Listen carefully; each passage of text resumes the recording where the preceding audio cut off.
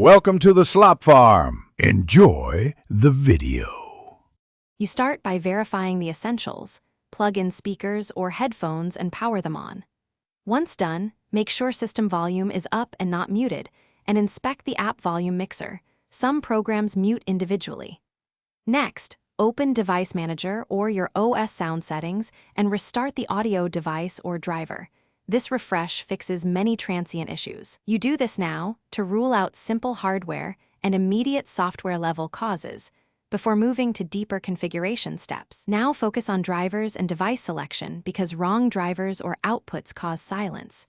You update or reinstall the audio driver or roll back if a recent update broke sound. Use Device Manager or the vendor utility. Then set the correct default playback device and disable unused outputs so audio routes properly. Once those changes are applied, run the built-in troubleshooter. It automates common fixes and highlights configuration errors that manual checks can miss. Finish with advanced service and configuration checks to eliminate remaining causes.